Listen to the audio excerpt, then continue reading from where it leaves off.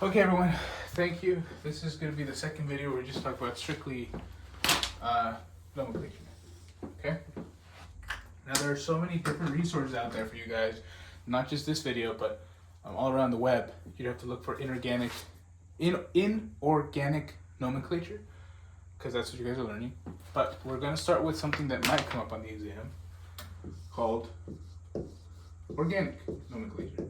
Right, and so this is what I was talking to you about yesterday, during our discussion. Organic nomenclature. Nomenclature. Okay? So, in organic nomenclature, let's say someone tells you to name this molecule, right? What you need to do is count the carbons. Okay? Count carbons. Carbons, and we already know how to count carbons in these line structures because we know that every terminus and every kink in the chain is a carbon. So this has 6 carbons. Okay. Alright, cool. 6 carbons. That's all you need to know. You do not care about any hydrogens. You don't necessarily care. Well, it would be different if you did, but you don't have to care about the hydrogens or anything else. You just care about the carbons. Right? So step 2. Match number of carbons to prefix. What that means is I gave you guys a list of prefixes that could happen, right? So in organic compounds, so compounds that look like this, that only have carbons and hydrogens, they look like this. So they always end with -ane, okay? Always end in -ane, but depending on how many carbons are, the prefix change. So the first one is meth, then it's eth, propane, so prop, bute, pent, hex, excuse me, it's not penta, it's pent, hex, het, and then oct. Okay, so obviously meth means 1 carbon, eth is 2 carbon, 3 carbon for prop, 4 carbon for bute, 5 carbon for pent, 6 carbon for hex, 7 carbon for a het, and then 8 carbons for oct. Okay, and so now we just match. We have 6 carbons, so we need to find 6 carbons. Oh, there it is. The answer to this then is hex, and add your suffix. This molecule is hexane, right? Does that make sense? Now there are more, for the record. There's non-ane, which stands for 9 carbons, and then 10 carbons is dec, so decane, okay?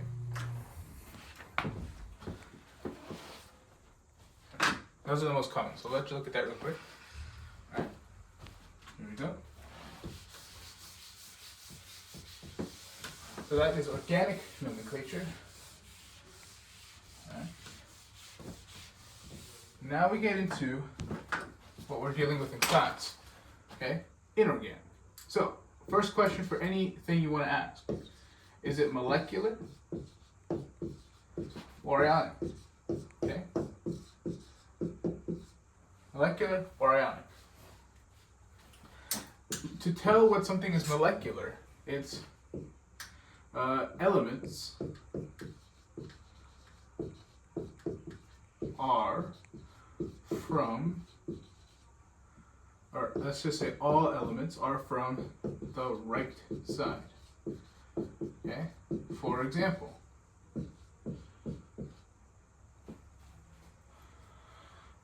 I don't want to make it too weird.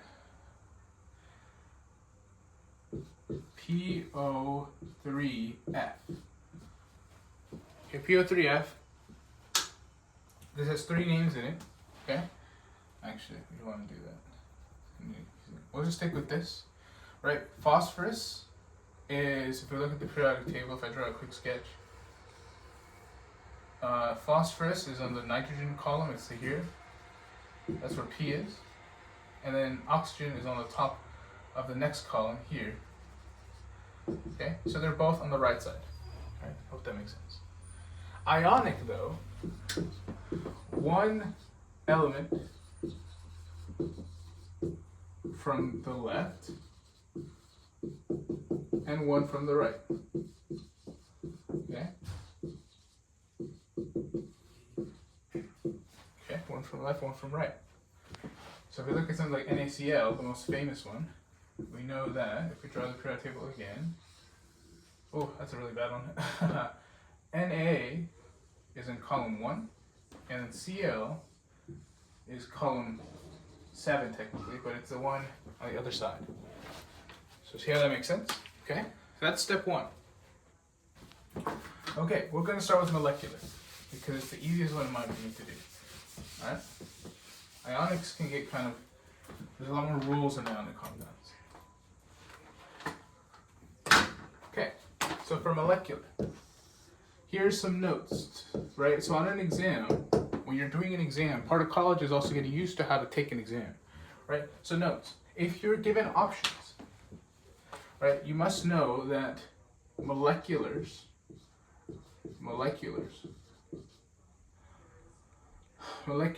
always end in IDE, okay?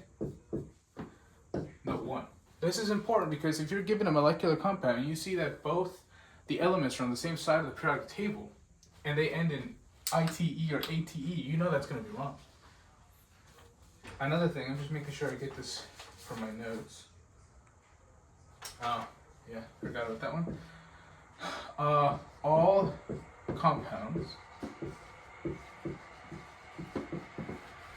will have Latin prefixes. Okay? Some examples would be example mono,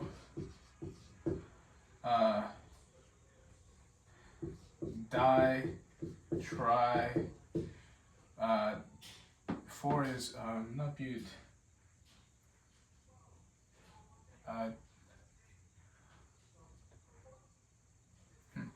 tetra, my bad, tetra and penta. Right? Okay, so those are the two big rules for molecular compounds, which tells you that if you identify something as a molecular compound, but they don't have this, you know it's going to be wrong. So an example of this would be like this. Example, and they give you this example, do they? Maybe? I want to make sure I got all my notes. Oh, I want to do a formula. What I call the formula for this guy, okay, is first prefix, and then this is important, except mono, okay, except mono. Then you have element name. So the first element name, okay, space, you guys can't get space, prefix again, no exceptions, element base name, okay, and then you always end in IDE, okay, so two names, always in IDE, you have a base name. So let's look at an example, right? I think they give you this as an example on your worksheet.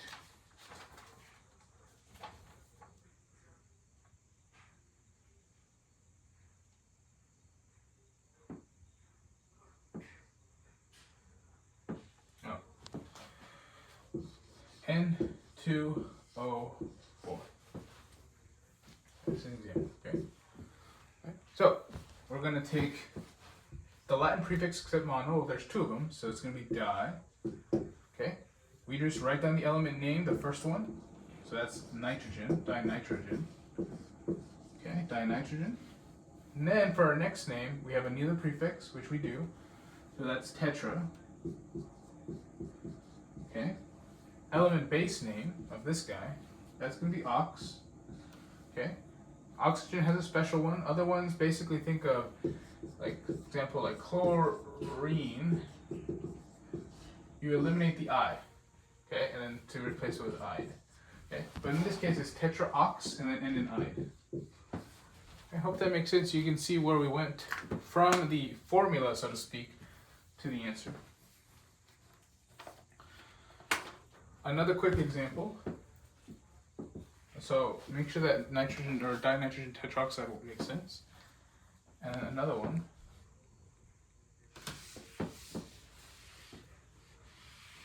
Okay, that's an example.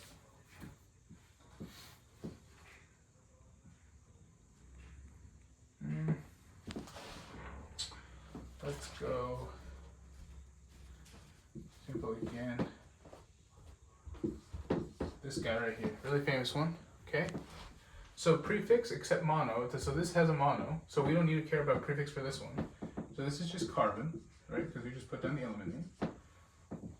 And prefix di. We already did the element name oxide. This is where you get the word carbon dioxide. Okay. Make sure that makes sense, because then we're going to move on to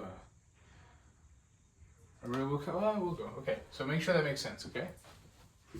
Let's see, do they give you anything on the problem sets or on the homework that require you to use it? No. So, no.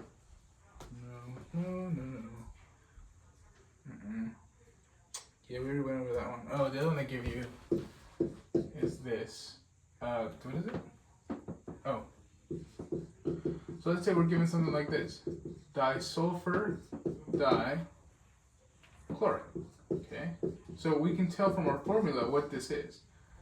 Okay? We should be able to, we can go from words to symbols, and we can go from symbols to words, and from words to symbols.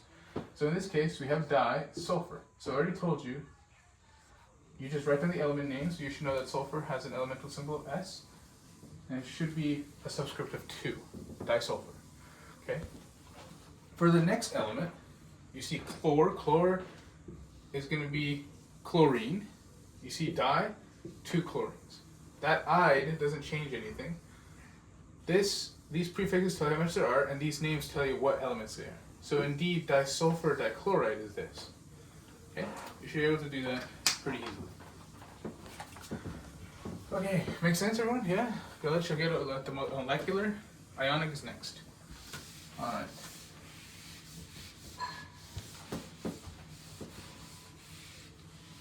We'll erase this little line here to tell us that we're done with molecular. Now we need to focus on ionic. Okay? Some notes.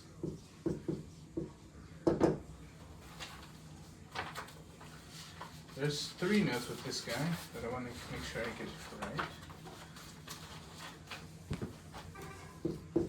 Never uses prefixes. So you should not, if you identify an ionic compound, which we already determined is one element from one side of the periodic table, one to the other, you should never see prefixes. If you see a prefix in an ionic one, it's wrong. The first name will always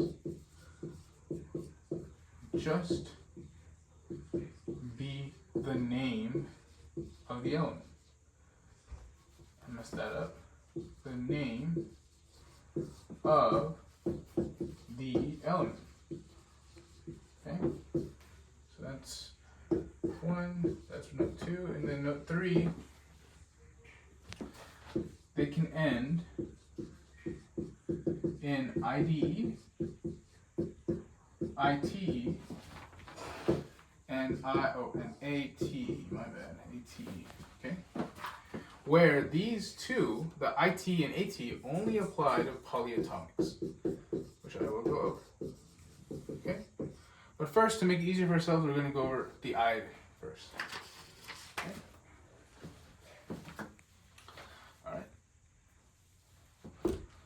Let's make sure, we can start over here. All right, so the general formula.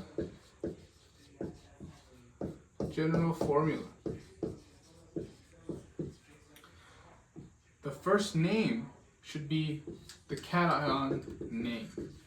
Okay, the one with the plus charge. The first one. By convention, this should always be the first element. That should be the first name. So just straight up, what is the cation's name? Okay? Then, I'm going to include these things. What I'm going to call Roman numerals. Okay? Only for metals that exhibit multiple charges. Okay? So mostly your transition metals. And for this, see ion table that I gave you. Okay? Then you include your anion base. Okay? It's like we did for molecular, it's ion base. Plus IDE, ITE, ATE. Okay? Make sense? That's the general formula, okay? So let's get into the IDE. So let's get into the ending, shall we? IDE, okay. So that's the general formula. Make sure you get that general formula down. All right, I'm gonna erase this.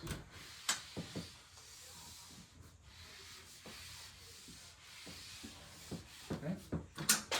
So, IDE endings. Where do they apply? Apply when you have ionic compound. You have ionic compound with only 2 elements. Okay, I'm going to give some examples. Right? Example. NaF.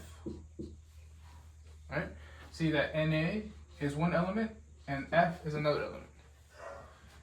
CaCl2. Ca is one element. There are 2 Cl's, but Cl is still only one element. There are 2 elements. Okay? What's another one?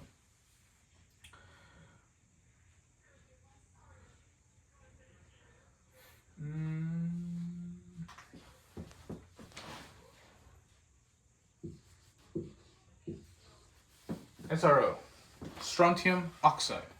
We have strontium as one element, and then O represents oxide. So if we name all these, okay, which let me move this guy down here to solve it. What is this? SRO. Okay. SRO. All right. The name of this guy is sodium fluoride.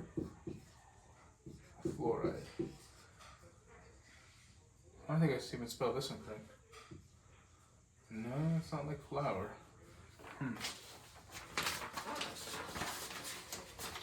Sorry, everyone.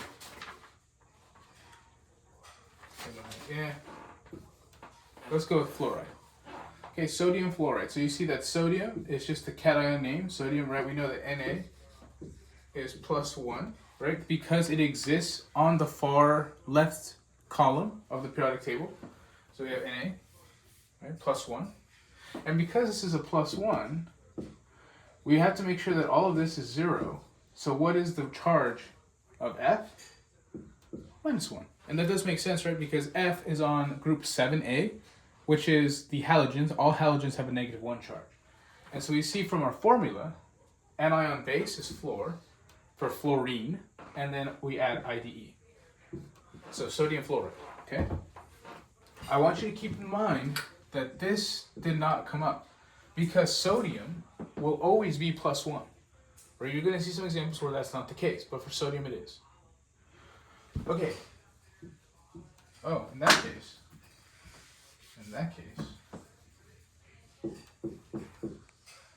F, we'll change that. Fe2O3. Okay. Now this one. Well, calcium, we know Ca is calcium, okay? It's calcium. You have to ask yourself, does calcium exhibit multiple charges? The answer should be no, because it's not a transition metal. Only transition metals, and only some of them, exist in multiple different charges. But calcium is on group 2, so it's always going to be a +2. Okay? And that makes sense, right? Because halogens are -1, but there's 2 of them. Together, 0. Okay? So, we already went over what this is. Calcium chlor, right? And then you just add ID. Calcium chloride. Make sense? This one is what we're going to use. So cation name, what's Fe? That's iron, okay? Iron. But we know from your periodic table of ions that iron can exist in 2 or 3 oxidation state. So different charges. So how we find out, we need to include a Roman numeral. But the question is which one, right? Because iron can exist in a +2 or +3. The way we tell is by looking at our subscripts. What I like to do is redistribute the numbers back, right? You can actually break that apart, and that tells you what the numbers go to. Okay, I broke it apart, and these can be redistributed back to create the whole compound, but this will tell you what charge you have. So iron, in this case, had a +3 charge.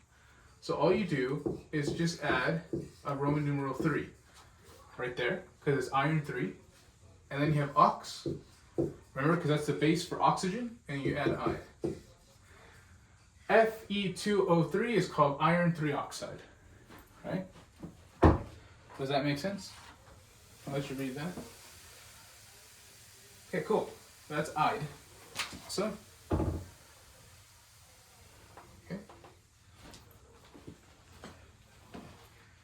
All right. So that is our ide endings, IDE. So now we need to go into our ite and our ate endings. Ite and ate endings. Okay. Ite and ate endings. So these are used with polyatomics.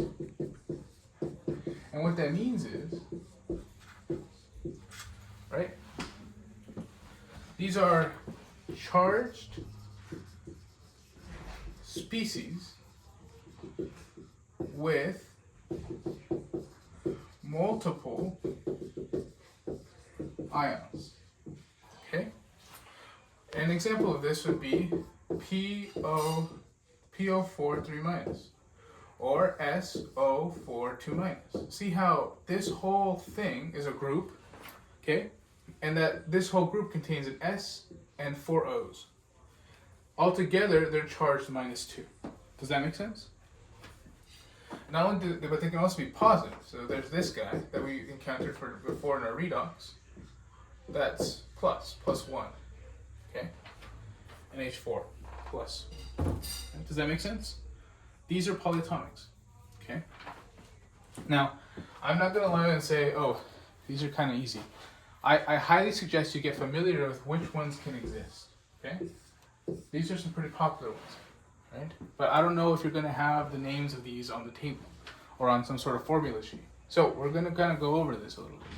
But remember, same exact formula. We're going to go sodium. Okay.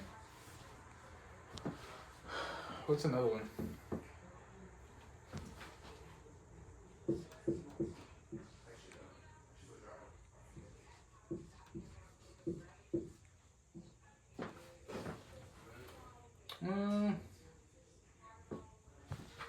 And then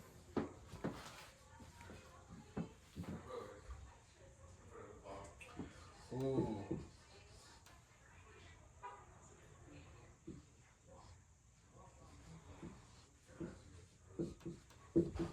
Okay, here's some pretty good ones here. All right. So, what happens is, okay, we start naming it exactly like we've started. So cation name, what's the cation name for this is? Sodium, right? Notice how the 2 does not influence anything. That is not important. But then you get into sodium and you ask yourself, then what is the name of this guy? Unfortunately, you have to kind of realize that this guy's name is sulfate. Okay? It ends in ATE, it's sulfate. So the answer to this guy is sodium sulfate. Note that sodium only exists in one charge, therefore you do not need to put any Roman numerals. This guy, okay, again, the name of this is iron, but because iron exists in multiple different states, we have to determine what the charge is. So, we redistribute the charges, and we get what?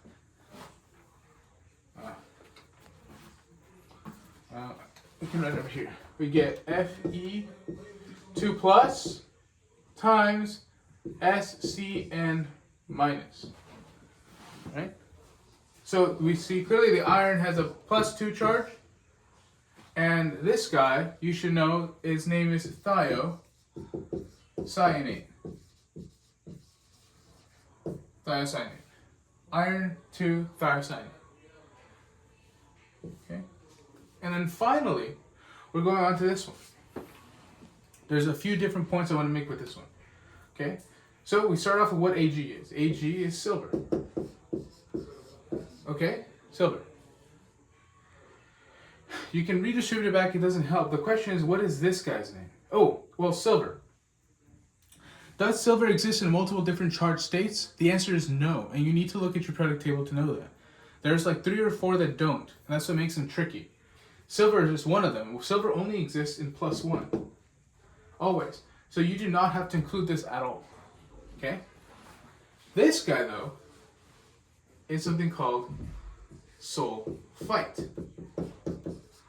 Right? And compare sulfite to sulfate. Look, they look very similar.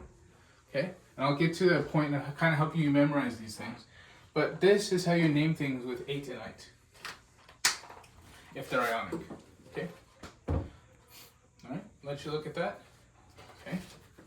So this important part where silver only has one oxidation state, therefore it doesn't require any of this, is important. Because you would be wrong, and that's something I've seen on exams a few too many times, okay?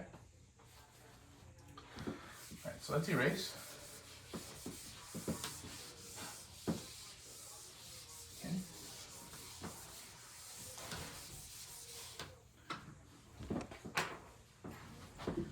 I'm going to give a list really quick of ionic compounds, or of polyatomics. So sulfate. Okay. So here's some of the more famous ones that we have in chemistry. Okay. This guy is nitrate. Notice the ATE. And this guy is nitrite. Right? This guy is phosphate. And this guy is phosphite. Okay? This guy, sulfate. And this one, sulfite. I want you to pay attention. Generally, and this is a general, okay? It's not a true and tried rule, but generally, for most of the things you'll need, nitrates will always have a higher subscript of O's. Nitrates have more oxygens for some reason. Nitrates have more oxygens. I want to say that. Nitrates have more oxygen, okay? Nitrites have less nitrogen. I'm not saying that 8 corresponds to 3, because obviously you can see here nitrate corresponds to 4. That's not what I'm saying. I'm saying that typically in a pair, then phosphate will always have the higher oxygen than the phosphite. Okay, generally. So, generally, 8 has more oxygens than ites in a pair. Okay? Generally. Not necessarily the case always. So that's why you're going to have to highly serious go on and Quizlet and just keeping yourself familiar with the most important ones. Okay? That's kind of cool, right? I'll let you go over look at that a little bit. Okay, and then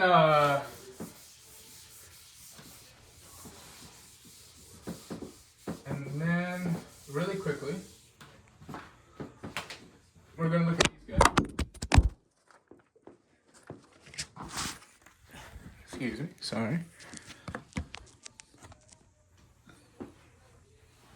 Sorry. We got ClO minus, ClO2 minus, ClO3 minus, and ClO4 minus. Okay? There's 4 of them here. Right? What happens here though, although there's 4, the pattern's still kind of rising. So this is called hypochlorite. Okay? Hypo means under, so smaller, and then ite, okay, it's in the small region. This is just called chloride. Okay? This is called chlorate. And this is called perchlorate. So as you can see, the ite and ate rule still applies. It's just now you have to understand that there's hypo and per, and this is the only group of quadruplets, I guess you can call them, that have this sort of pattern. But you can always know that ite is always the smaller version of the ate. Okay, it has less oxygens. All right. Then finally, once we get that covered, we're going to go slightly into acid nomenclature. So acid nomenclature. So acids require 2 different things. So they require an H, okay, and to be aqueous. So an example: H, C, He2, H3, O2. Okay, versus HC2H3. Well, that should be a 3. My bad.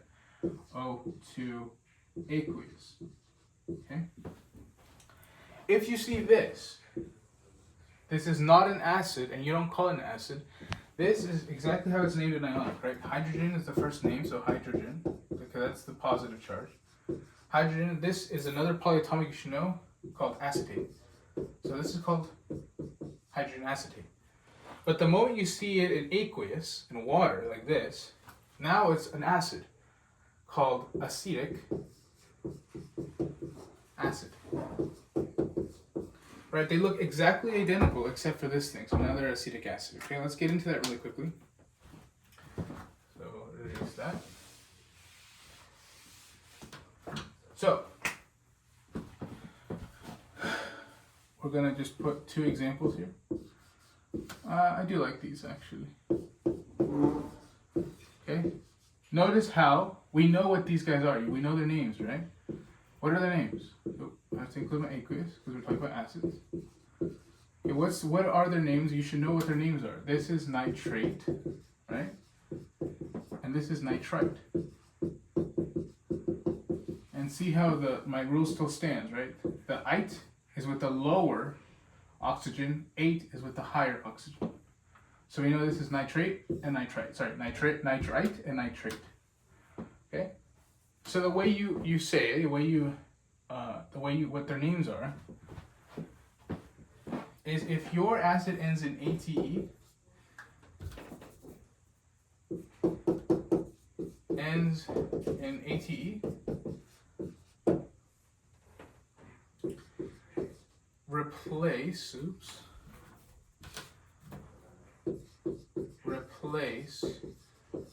ATE with ic and then acid. Okay, so for example, this is nitrate, right? Now it becomes nitric. Right? There's the ic. Nitric acid. Bam. And this guy, I'm going to choose my different marker. Ends in ITE. Okay. Replace ITE with us acid.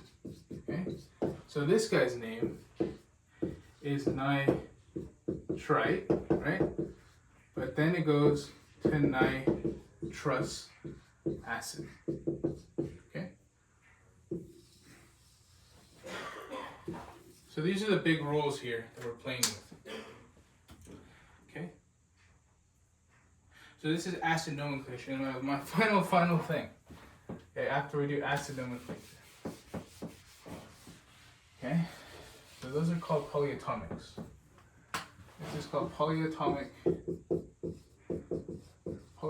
acids or oxyacids, whichever one you want. But how about these things called binary acids? Exactly as they sound, this is actually completely identical to IDE. So, this,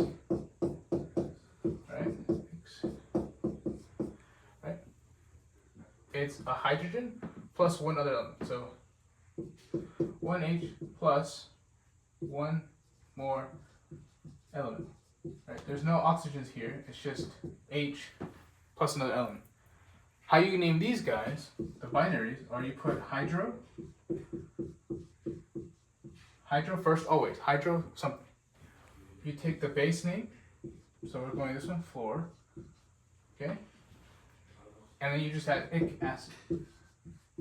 Hydrofluoric acid. So always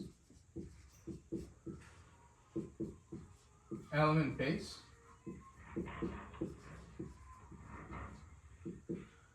plus ic acid. Okay? Those are binary acids. Right?